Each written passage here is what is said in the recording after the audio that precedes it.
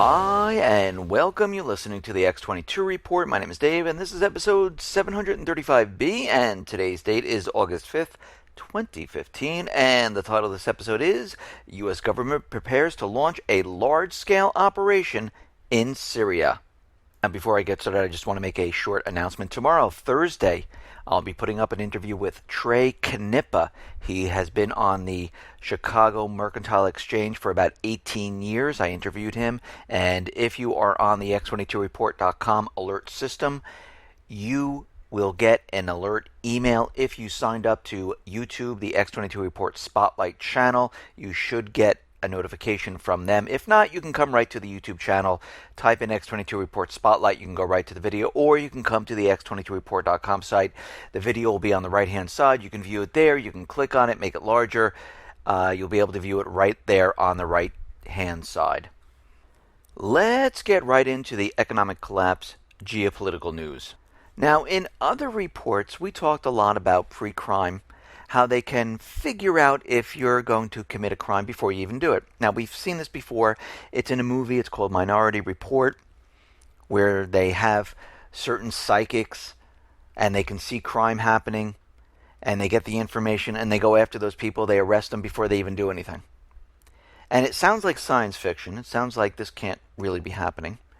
But it is happening. In Pennsylvania right now, Pennsylvania is on the verge of becoming one of the first states in the country to base criminal sentences not only on what crimes people have been convicted of, but also on whether they are deemed likely to commit additional crimes. As early as next year, judges could receive statistical derived tools known as risk assessments to help them decide how much prison time, if any, to assign. Critics have raised numerous questions about this. Is it fair to make decisions in an individual case based on what similar offenders have done in the past? Is it acceptable to use characteristics that might be associated with race or socioeconomic status, such as criminal record of a person's parents? Even some supporters of risk assessment in bail and parole worry that using the tools for sentencing carries echoes of, guess what? Minority Report. Locking people up for crimes they might commit in the future. And this is very scary because they start at this level. And they say, the tools are working very well. Now we can predict who's going to commit a crime. Look, this person's talking to violent extremists. Of course, these are people who don't agree with the government. And these people might end up doing something. We need to arrest them. And we can see where this can go. And it's very scary. Now, out in Macedonia, we see that things haven't gone well for the United States government central bankers for the coup d'etat in Macedonia. Remember, we had those protesters out there saying, we don't want these higher electric bills. And they protested. The government says, okay, we'll suspend it. And a lot of the protesters said, okay, that's good. We're going to go home. But there was a small little group that said, no, that's not enough. We need, and they couldn't think of anything. And kind of the protests kind of fell apart right now.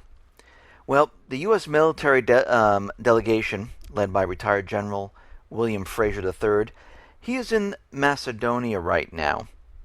And I'm just wondering what the real reason is and why he is there. And I'm sure since the coup d'etat didn't take place,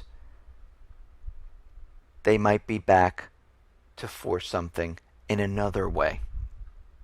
Now, we understand in Japan, the United States government central bankers, they want Japan to build this new base. They want to bring in more advanced weapons, a lot more soldiers, and the people in Okinawa basically are continually protesting, saying, absolutely not, we do not want this base here. So right now, Japan is going to temporarily halt construction of this U.S. military base, and it's going to be halted from August 10th to September 9th. This new base will be able to host about 26,000 U.S. troops. And the people are saying, why do we need this? We don't need this whatsoever. Well, what they don't understand is the the United States government central bankers and the government of Japan, they're getting ready to wage war. And China is the enemy. This is why they need the base in the Pacific, because they are containing China. Now, we talk about Afghanistan quite a bit. We know the troops are never going to leave Afghanistan. I mean, we've already seen this already. The only reason Obama came out and said, yes, we're going to remove the troops from Afghanistan is because Karzai, the former president, wouldn't sign the bilateral security agreement. But the new president that got elected with the help of Kerry, he signed it. So the troops now don't have to leave. And right now it looks like the armed forces are going to rotate from Afghanistan to Iraq. So they're going to have a rotation in August and September. So there's going to be no troop drawdown in Afghanistan whatsoever. They need this. It's a strategic location. They grow the poppy fields. There's lithium. There's oil. There's copper. Russia, China's in Afghanistan. They are never leaving. We see Nancy Pelosi is visiting Ukraine. And of course, as soon as she gets there, the Kiev government says, we want weapons, lethal weapons. And you need to go back and you need to convince your government stooges that we need these weapons. And we know weapons are coming in covertly. We know that they're getting ready for a major offensive. We see the talks on the Minsk II ceasefire agreement completely broke down. And we're already hearing that Kiev is getting ready to start another war. The whole talking point was for Kiev to remove its 100mm weapons. They said no. Even though was like a week ago, Poroshenko said, yes, I've signed it and I hope that everyone will abide by it. And guess what? It didn't happen. And they don't want to remove them. So they're not withdrawing their weapons from the contact line. The United States is there, other countries are there, training not just the National Guard, but the armed forces. They're getting ready to do something big. And we are in the month of August. Congress is on vacation. This is why we see what's going on in the Middle East. It's ramping up. What's going on in Ukraine is going to be ramping up. Finally, we see a decision in the Mistral ships.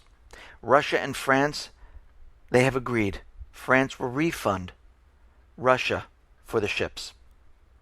Well, they had to. They were under contract. And the whole world was looking. And of course, the United States government was putting pressure on France. Do not deliver, do not deliver, do not deliver. France didn't want to give back the money because they really don't have it.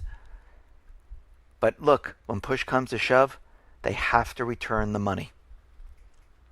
We see Russia right now has submitted an application to the Secretariat of the UN Commission on the limits of the continental shelf for establishing its borders in the Arctic Ocean. There is going to be a fight in the Arctic. We see Canada, the US, Russia all going there. Why? Natural resources, strategic locations for war. And right now Russia is saying we have obtained data that allows us to say with confidence that a considerable part of the Arctic Ocean bed is the natural continuation of the Russian part of the Eurasian continent and must be included in the Russian continental shelf. So they're already laying claim to a certain area saying this is part of Russia because they know what's going to happen. The United States government central bankers are going to try to take as much as they possibly can. And we can see and we know that war is definitely coming.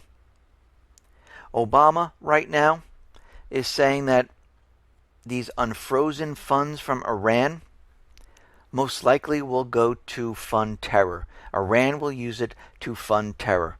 He says better terror than a nuclear bomb. No, this is not what they're going to do with their money. They're not going to fund terror. They're not going to create a nuclear weapon. This has been propaganda for 30 years. And as they kept on repeating it over and over and over, everyone still thinks the same way. The terrorists in the Middle East, think about this, is the U.S. government and the coalition forces who drove out governments, put in puppet governments, and kill innocent people. I'm not against America. I love this country.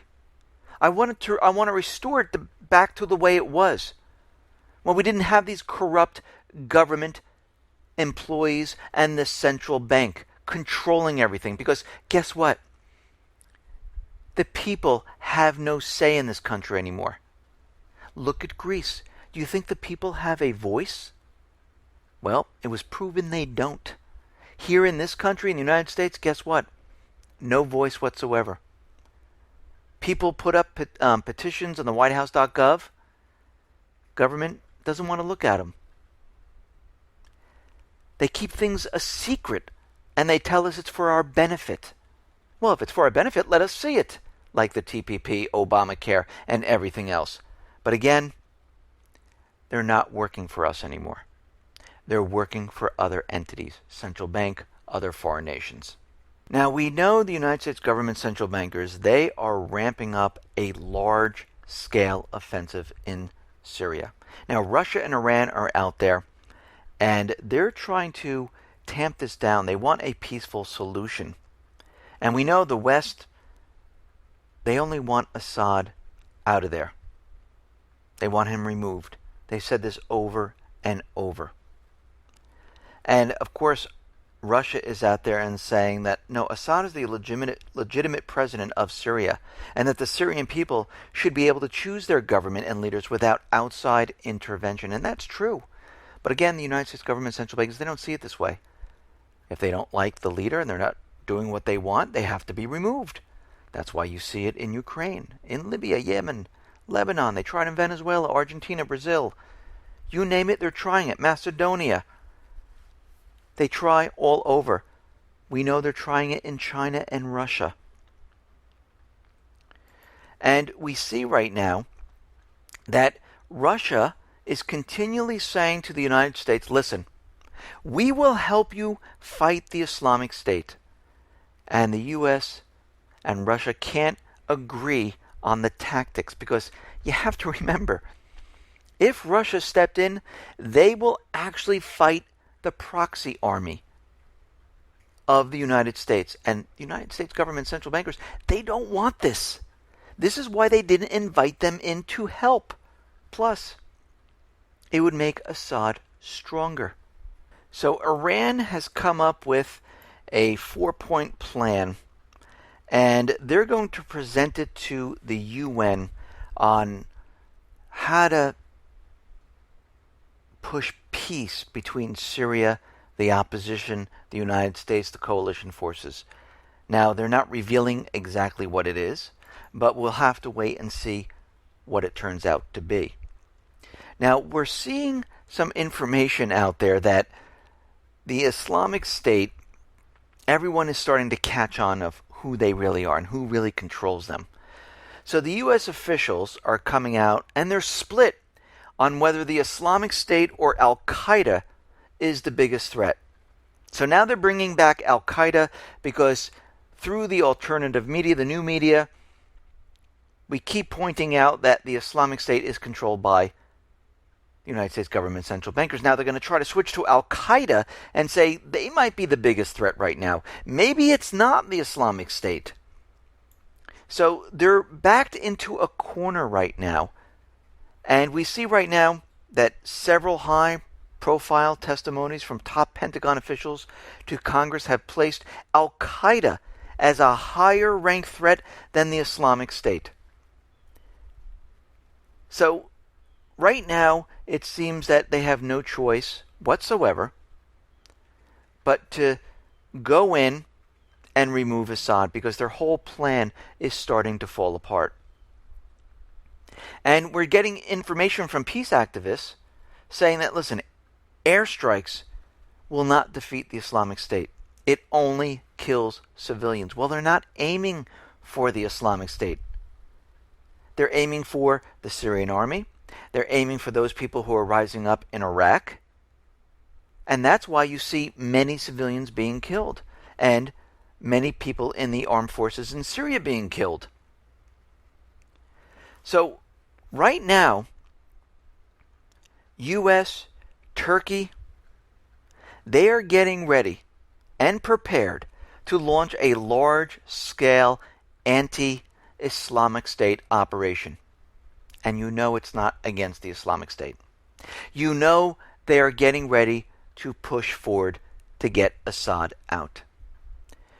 The Turkish foreign minister said that American planes, unmanned aerial vehicles, and other equipment have been arriving in South Turkey's Incirlik Air Base to take part in the joint operation, and it's going to launch very soon.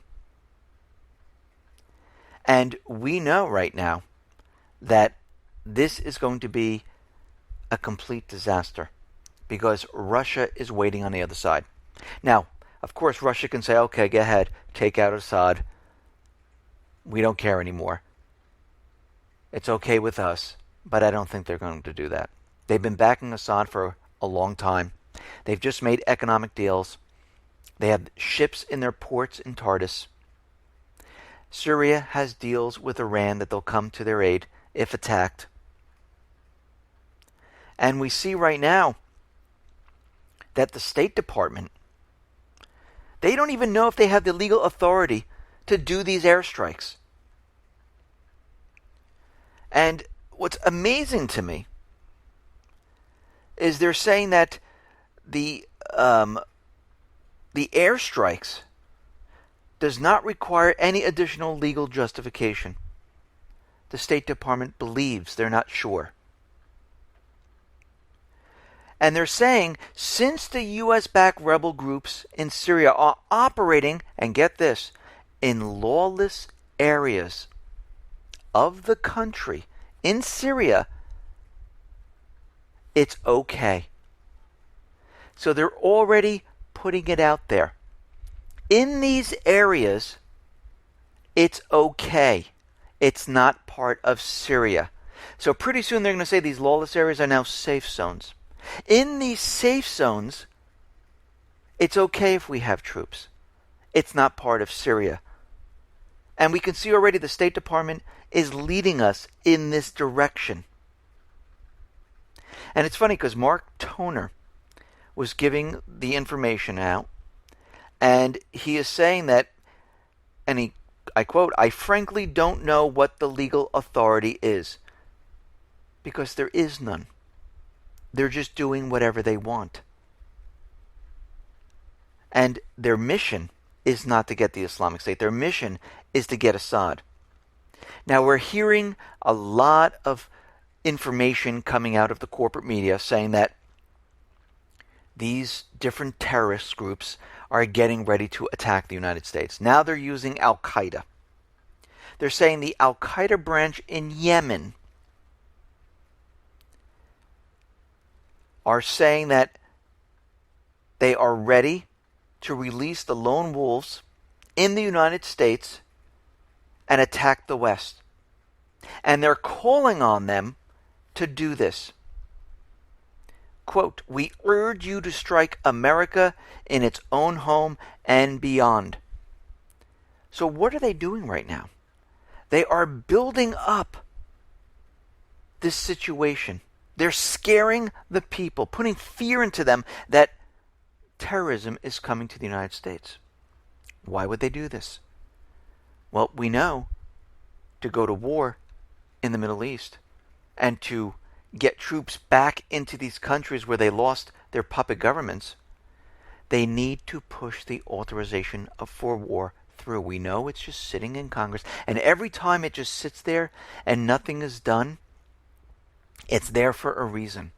It's waiting for a specific event to push it through, to scare everyone. And this is what we see coming right now.